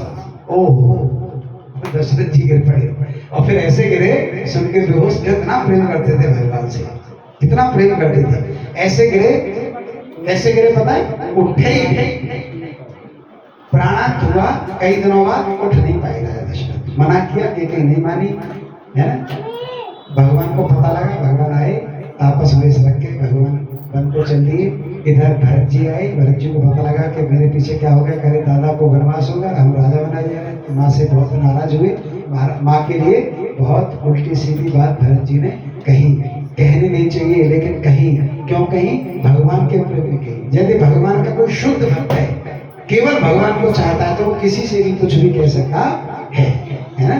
केवल वो जो भगवान को चाहे, और बहानेबाजी से नहीं कि भगवान को चाह रहे तो माँ के लिए कुछ कह रहे सर, ये भगवान को प्रायोरिटी पर रखते हो तो आप कुछ किसी के लिए भी कुछ कह सकते हो, है ना। तजिए क्या है, कोट वैरी सब यद्यपि परम सही, है ना। भरत बलिक मत तजो कंत ब्रज बन, है ना। और भरत ने मेहतारी तजी, है ना। ऐसे तो भरत थे भगवान को लिवाने के चित्रकूट, रिक्वेस्ट की। भगवान ने कहा कि देखो यदि मैं लौट गया तो जानते हो तुम्हारे तो मन की हो जाएगी और ये अवधवासी भी खुश हो जाएंगे, और इनकी खुशी तो कितने दिन का है, क्योंकि थोड़े दिन बाद मैं आऊंगा ही पूरा करके, तो ये प्रसन्न हो जाएंगे। लेकिन पिता को कलंक लग जाएगा हमेशा के लिए, कि जो रघुकुल की रीत है उसमें कलंक लग जाएगा। बताओ भरत तो चुप हो गए। यही बात गुरु के सामने रख दी उन्होंने कि यदि तुमको लग रहा है कि मुझे बहुत कष्ट होगा 14 वर्ष, तो ये कष्ट तो दूर होके मैं 14 वर्ष बाद वापस आ जाऊंगा, ये दूर हो जाएगा। यदि पिता को कलंक लग गया कि झूठा, है ना, कहता है करता ही है, क्या वो कलंक कभी दूर होगा। तो सब भगवान से सहमत हो गए और चरण पादुका लेके भरत वापस आ गए, है ना। राज करने लगे, इधर राज कर रहे, इधर भगवान चित्रकूट पे 11 वर्ष तक रहे। देखा कि यहाँ पर चित्रकूट अयोध्या से बहुत ज्यादा दूर नहीं है, तो अवधवासी धीरे धीरे करके लुक्का छुपे करके पहुंचते रहते थे प्रणाम करने। तो भगवान ने देखा कि यहाँ तो मुझे भीड़ बढ़ने लगी, सबको पता लग गया कि मैं यहाँ हूँ, तो भगवान चुपचाप वहां से उल्टा निकल गए, बिल्कुल पंचवटी जो नासिक में है, चित्रकूट से बहुत दूर चले गए भगवान, पंचवटी को चले गए। पंचवटी पर कुटी बनाकर भगवान रहने लगे। अब वहां पर बहुत दिनों भाई एक बार बैठे हुए हैं सुंदर, और एक मैडम आई, नाम है सुपर्णा, है ना। तो मैडम आए के बोली, ओहो राम थे तो देख के करे थोड़ा सुंदर है। फिर बगल में देखी, जाके तो सब लोग दिखे। तो पहले भगवान से बोली कि देखो जो अपना रूप था वो बदल लिया उन्होंने, है ना। वो समझी कि ऐसे तो वो तुरंत ही फटकार देगा, रूप बदलने में वो एक्सपर्ट थे, तो उन्होंने रूप बदल लिया। तो भगवान से कहती है तुम्हारे जैसी सुंदरता और मेरे जैसी सुंदरता मैच कर रही है, और ये जो तुमने बगल में बैठा रखी है लाल लाल कपड़ा में, जी बिल्कुल सूट नहीं कर रही है ना। तो तुम हम तुम ब्याह कर लेंगे। भगवान बोले ये मेरी पत्नी है, मैं इस जन्म में एक पत्नी व्रत हूँ और मैं दूसरा विवाह नहीं कर सकता। और तुम देखो गोरी हो, तो जो बगल में बैठा है गोरा गोरा, इससे पूछ लो, इससे बात कर लो, अगर ये राजी हो जाए। तो लक्ष्मण के पास गई, तो फिर लक्ष्मण जी ने भगवान की तरफ बोला कि जो लूट हमारी तरफ डाल दी, हम अपनी ना रख पाए, अपनी छोड़ के आए माँ, चाहे कहाँ रख ले।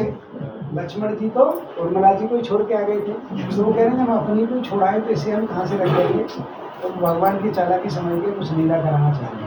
फिर लक्ष्मण उनसे बोले कि तुम इनसे एक बार रिक्वेस्ट कर लो, हमें नहीं आ गया। दूसरी एक बात और है कि आपको पता है हम कौन है, हम इनके दास हैं, इनके जिनने ऑर्डर करो तुम, तो हम इनके दास हैं, तुम कौन बनोगी, दास हैं। तो जो तुम्हारी एक्सपेक्टेशन है कि कचू रानी खानी ये सब बनी, सब बेकार है जाएगी। हमें ही पोंछा लगाने, झाड़ू पोंछा करने लगे, तुम्हें और जिन्हें को बनना पड़ेगा, है ना। अभी तुम ठीक ठाक रह रही हो, फिर तो 24 घंटा सेवा में। तो उन्हें फटका दे भाग जो तुला है ना। जिसका कंचन से और काम से अर्थ हो, उसका गुण से क्या लेना देना, ठीक है। वो रूप का थोड़ी मरेगी, ठीक। वो तो उसने देखा काम करना पड़ेगा, भगवान तो बदल दो, नहीं तो खसम चलो तो चल रहे। राम की तरफ आई तो भगवान ने इशारा किया कि भैया कुछ करो नहीं तो विपाल पैदा कर देंगे। तो सुपर्णा बोली कि अच्छा तुम इसकी वजह से हाँ नहीं कर रहे, तो इसको तो मैं अभी सेट कर देती हूँ 2 मिनट में। तो चोर चोरी छोड़ता है, हेरा फेरी नहीं छोड़ता है ना। जिसका जैसा स्वभाव होता है ना, तो उसे उकसाते रहो तो उसी औकात में आ जाता है। कोई गुस्से आदमी हो और विनम्र करके तो मेरे को लला देख गड़बड़ मत करियो, साथ करियो, बातों को धीरे से करियो, बिगड़ियो मत। तो लला बहुत देर सुनते रहे हो, अगर जो ललाते लग ज़्यादा कह दें तो फिर लला गए तेरी, फिर लला नहीं रुक पाता। तो सुपर्णा जैसी थी वैसी होगी, जा तो मैं नहीं। सुपर्णा ने अपना विकराल रूप लगा, जैसे ही विकराल रूप लगा सीता जी डर गई, जी कहाँ पे आ गई, अभी तो बड़ी सुंदर सी थी। तो लक्ष्मण जी की तरफ भगवान ने इशारा किया, उसको नासिका विहीन कर दिया। अब सुपर्णा अपने भाई रहते थे वहाँ, उनके पास पहुँचे, वो भगवान से युद्ध करने के लिए आए। भगवान ने उनको मार दिया। नाम था खर और दूषण। उनके साथ 14,000 बाहुबली योद्धा थे, उनको भी भगवान ने मार दिया। अब सुपर्णा को चैन नहीं पड़ा, है ना। वो खिसे आ गई, और ज़्यादा खिसे आ गई। एक तो नाक काट गई, भैया मार दे, भैया के जितने भी सब मार दे, अब तो तुम्हें छोड़ोगी नहीं, अब मैं रावण के पास जा रही हूँ। रावण के पास पहुँची, रावण के पास पहुँच के जो सच्ची बात है वो तो बताई। एक आध बात और बढ़िया से कहती, तो देख भैया मैं तो भाई तेरे नहीं मारेगी, और मैं सही बता रहा हूँ, मंदोदरी है पुरानी, मुँह लगी वो बढ़िया है, तो मैंने तेरे ने कि तू मेरे भैया की बन जा। तो वो खिंचाया हुआ और वहाँ ने मेरी नाक काट दी, तेरी बहुत बेइज्जती करी है। और अगर तेने वो मार दो और तो वो सीता मिल गई तो फिर फाट है यार, है ना। और मैं तो जई है तेरे चक्कर में नाक कटाए बैठी, न मैं तेरे ने बहु मांगती बातें और ना ही मेरी नाक कटती। रावण को लगो और आप बहन चिंता, तो रावण बोले अरे बहन चिंता बोलते। तो उनके पास मामा मारीच के पास है, जो वही मारीच है जो भगवान के एक बार तो फिटफटा के पड़े हुए हैं। तो जब उन्होंने बताया कि राम के लिए ऐसे ऐसे करना है, तो राम का नाम सुनते ही मारीच का पसीने छूट गए, अरे वही राम है, इसने एक बाण मारा था, मैं आज तक यहाँ पड़ा हुआ हूँ। तो वो कहते रावण से कि भाई तुम एक मेरी बात मानो, राम से बैर मत करो। क्यों कि मैं जानता हूँ उनकी शक्ति तुम नहीं जानती। कैसे कि मैं ये जानता हूँ जिसके एक बाण से मैं, है ना, 1200 योजन दूर पड़ा हूँ एक बाण से, वो ढंग से दूसरा मार देता तो उनसे बैर मत करो, उनसे वो अजय है, उनको तुम नहीं जीत सकते। लेकिन ऐसा समझने पर रावण लौट गया, अच्छा ऐसी बात है, तो पहुंच गया। जब सुपर्णा को बताया कि भाई साहब बिना कछु करे वापस महल में आ गए, तो फिर रोवत पीट तो भी दोबारा चली गई। अरे मारदारी काटदारी ना खराब कर रही है, बेकार होता हूँ मतलब कि ना वैसे ढंग का पीट राख हुआ है, और मेरा नाम है जाके लंकेश की बहन लंकेश से काल दिन बना लंकेश डरपोक डर के भाग गया तो कछु ना हो। फिर रावण को तैस आ गया, दोबारा मालिश से डांटा रावण ने कहा तेरा कोई उपदेश नहीं चलेगा। बहन जी बिल्कुल सही कह रही है, हमें पहले ही नहीं लौटना चाहिए था। राम लक्ष्मणों को भी मार के चलते हैं और ऐसा करेंगे उसकी सीता को भी चुरा लेना, तो वो वैसे ही है ना। क्या युक्ति निकाली कि मारने फाड़ने की जरूरत नहीं पड़ेगी, मारिश ने उपदेश दिया ना कि उसे जीत नहीं पाओगे, तो बोले युद्ध तो करेंगे ना, दूसरी योजना है, तू हिरण बन जा, तू है ना, वो तेरे पीछे आएंगे और मैं वाकई बउए लेके भाग जाऊं, वो किस्सा खत्म, वो वैसे ही मर जाए, उतना प्रेम करते अपनी भूखते। ऐसी लीला के लिए मारीच मृग बने, भगवान ने लीला रची, पीछे गए, बाण मारा, पता लगा कि ये मृग कुछ नहीं है ना, राक्षस है। उसने हा लक्ष्मण करके पुकारा जोर से, राम की आवाज बनाई, तो लक्ष्मण जी उसके पास पहुंच गए। क्या रे ऐसे, तो सीता जी का हरण करके रावण ले गए।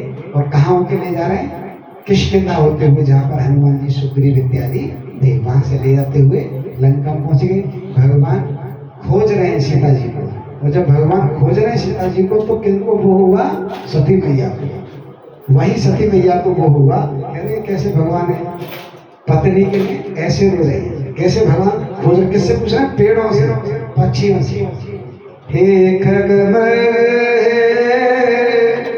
मधुकर श्रेणी, तुम देखी सीता जब देखा सती ने कि ऐसो विलाप कर रहे हैं और पेड़ अंत्य पूछ रहे हैं, जी भगवान नहीं है, ऐसी परीक्षा दी थी। भगवान आगे बढ़े, कौन मिला? जटायु, है ना। जटायु ने रावण से युद्ध किया था, तो भगवान ने जटायु का संस्कार किया, पिता मान के। जटायु को भगवान क्या मानते थे? पिता, क्योंकि दशरथ के साथ जटायु की फ्रेंड्स थी, मित्रता थी जटायु की और दशरथ की, तो उनको पिता मानते थे। पिता मान के उनका अंतिम संस्कार किया। और जटायु धन्य क्यों हो गए? कि भगवान की सेवा करने को मिल गई, है ना। सीता माता की रक्षा में तो मतलब उनको बचाने के लिए तो अपने पंख गंवाए, और भगवान के हाथ से संस्कार हुआ, तो कितने भाग्यशाली हुए। आगे चलकर भगवान ने सबरी माँ को दर्शन दिया, जो बहुत दिनों से माता इंतजार कर रही थी, है ना। कौन सा भजन है? अरे राम राम रटते रटते बीते रे उमरिया, राम राम रटते रटते बीते रे उमरिया, रघुकुल नंदन कमलाओ में दास की झुमरिया,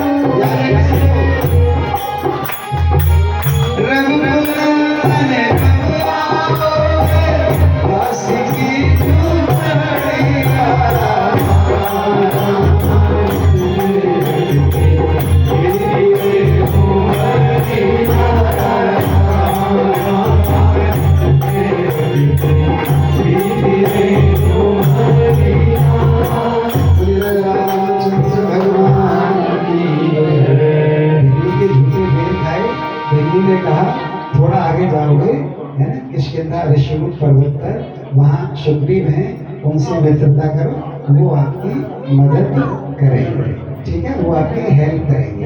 तो उधर जब पता लगा कि राम कोई धनुषधारी दो वीर आ रहे हैं, तो ऊपर हनुमान जी रक्षा करते रहते थे सुग्रीव इत्यादि की।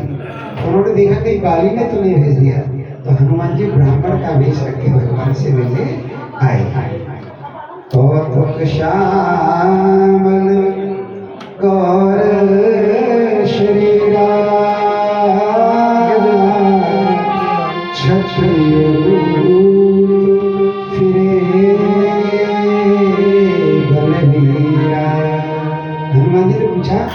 आप इतने, एक सुंदर, एक काला और एक गोरा है ना। कौतुक श्यामल गौर, एक सांवले रंग का एक गोरे रंग के दोनों, तुम कौन हो? क्षत्रियों के रूप में यहाँ घूम रहे हो, लगता है क्षत्रिय। तो भगवान ने क्या बोला?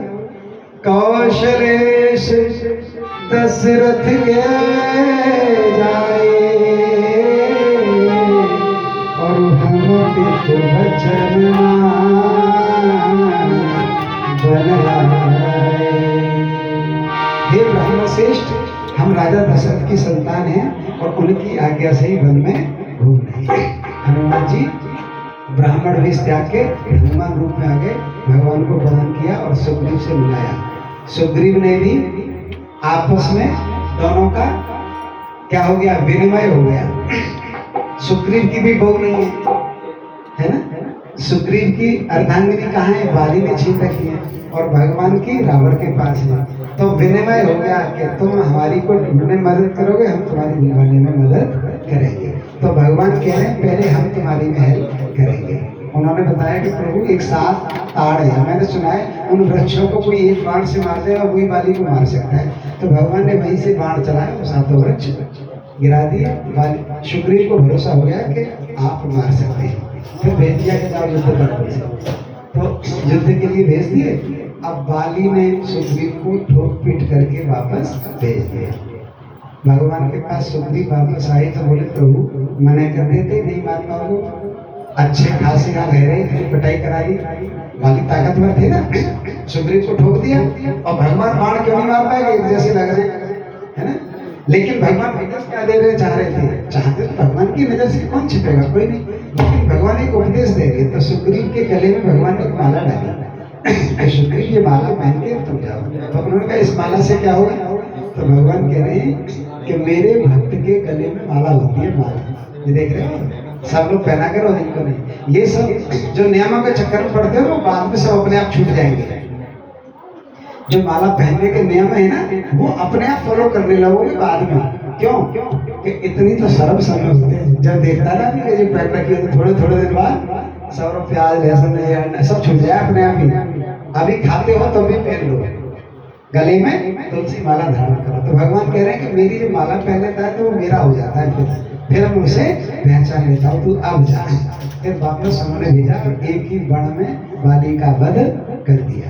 तारा को, पत्नी को पता लगी तो तारा पहले तो बाली ने भगवान से प्रश्न किया कि कारण कवन नाथ मैं मारा और मैं मेरी सुग्रीव प्यार, ऐसा कैसे हो गया? तो भगवान ने उपदेश किया, समझाया उसको। फिर उनकी पत्नी आई, वो पत्नी बहुत विकल होने लगी तो भगवान भी द्रवित हो गए। तारा विकल देख रघुराया और दीन ज्ञान हर ज्ञान दिया, सारी माया हर लिया। अंगद को सौंपा, अंगद गई सीता जी की खोज करने, है ना। पैर जमाया ना, नहीं फाड़ पाए।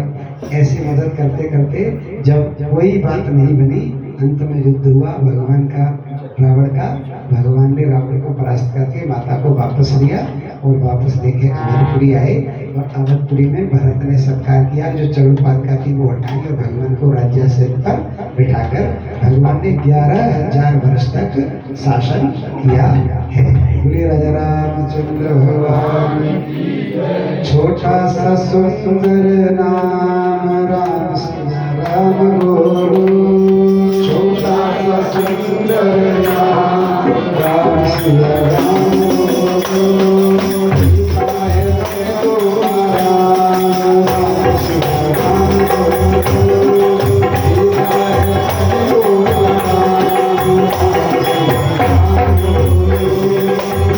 Siya Ram, Siya Ram,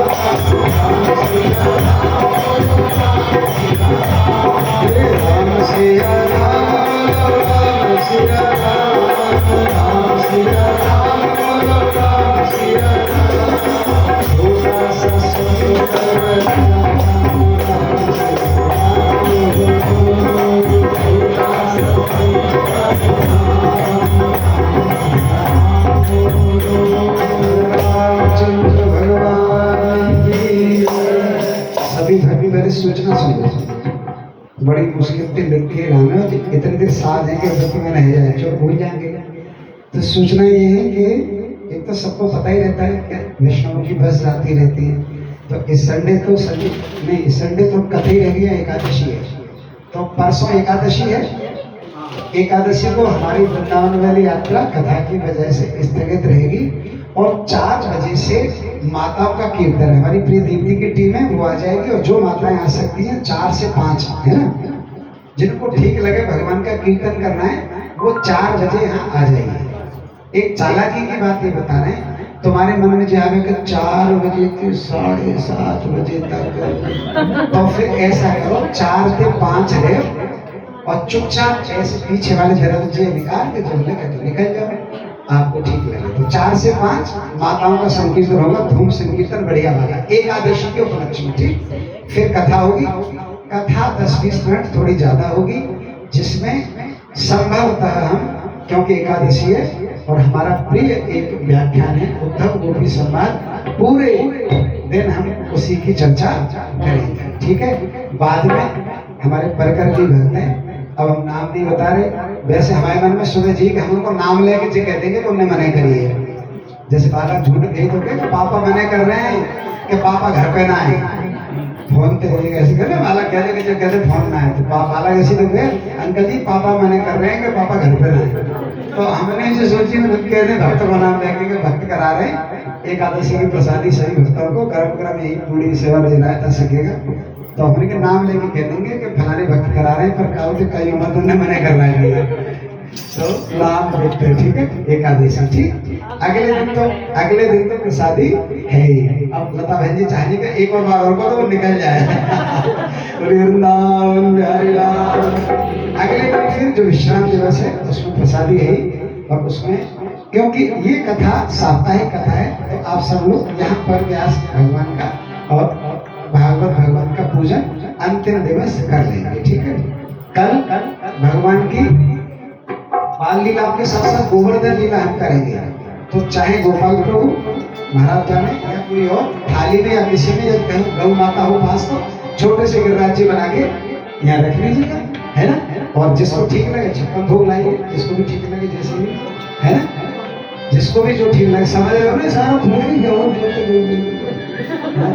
जिसको ठीक लगे, मतलब everybody is free to serve anything any time in this कथा।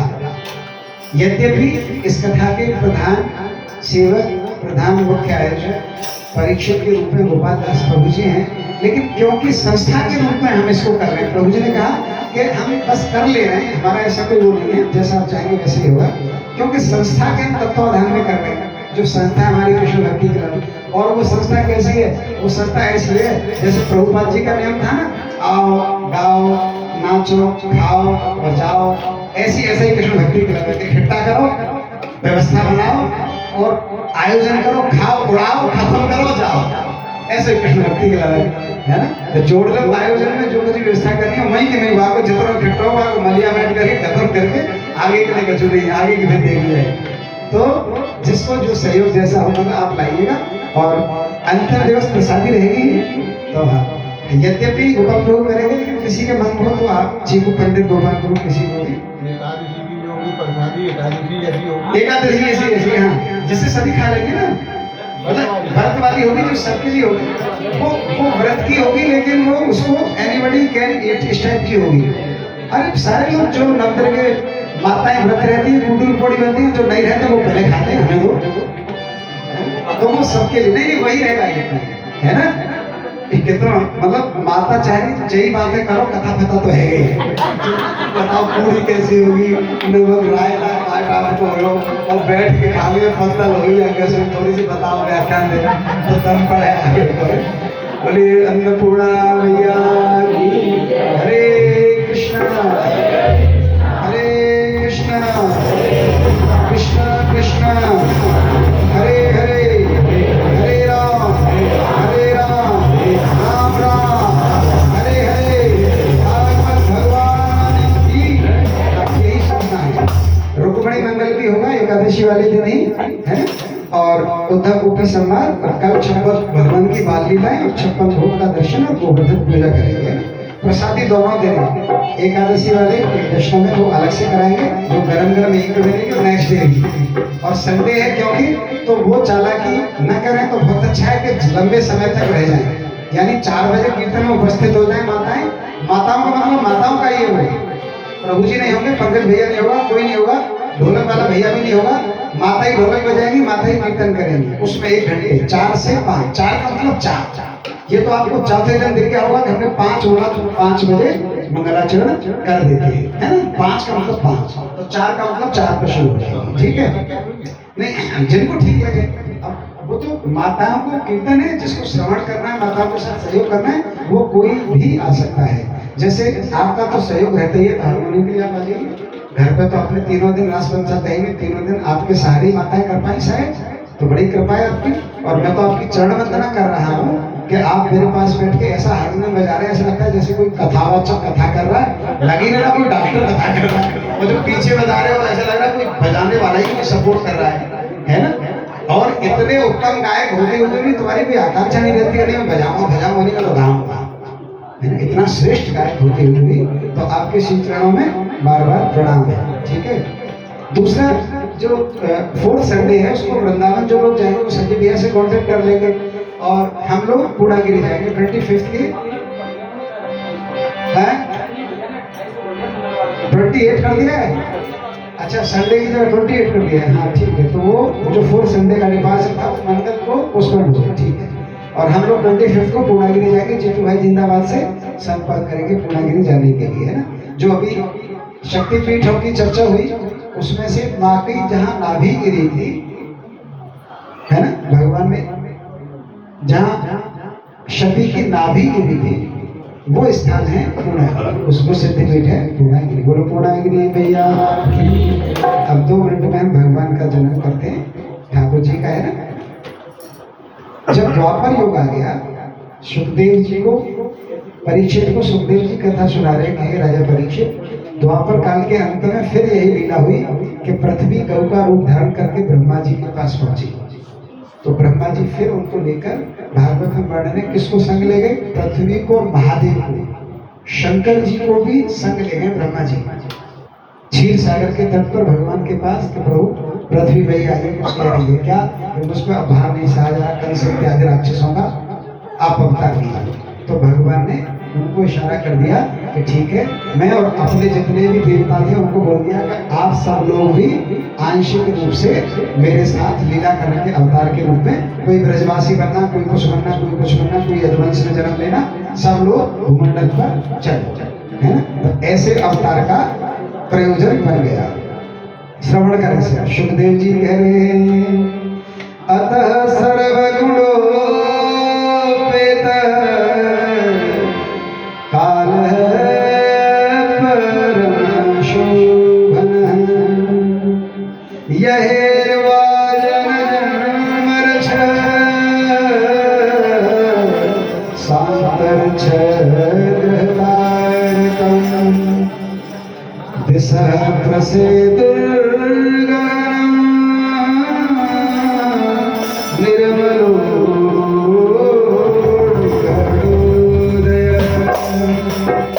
मही मंगल भूष्ठ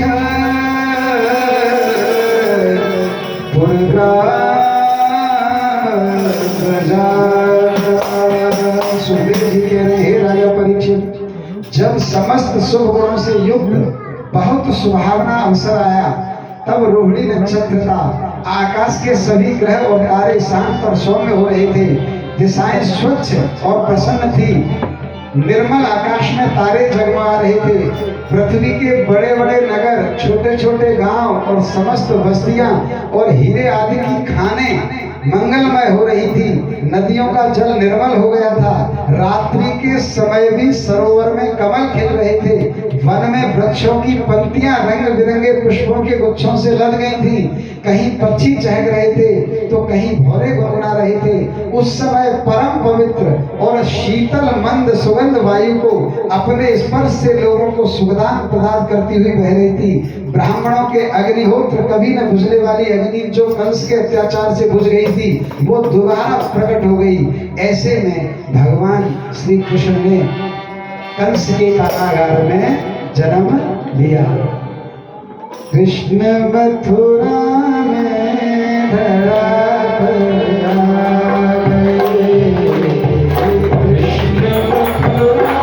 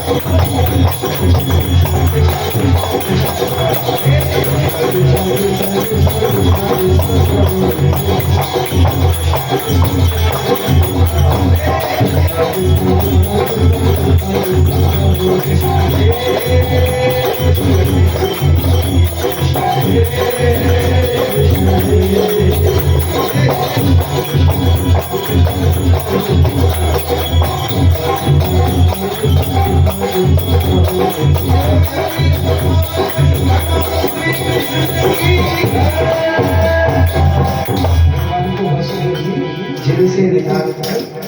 ले गए नंद भवन में, वहां से योग माया को लाके स्थापित कर दिया और वहां सबको क्या लगा कि यहाँ पर नंद भवन में नंद का लाला हो गया है। 5 मिनट दोपहर गुरु जी कुछ भी कह के फिर एक बधाई गाते हुए, बधाई यूजुअली 5th डे होती है, ठीक है, यूजुअली कथा में, लेकिन वी विल सेलिब्रेट टुडे। क्यों?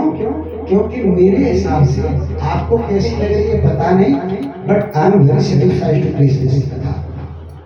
मेरे को क्या लग रहा है, कथा ही कह रहे हैं, कोई खेल नहीं कर रहे हैं, है ना। तो कथा हो जाएगी शुरू से, क्योंकि हम लोग क्या लग रहा है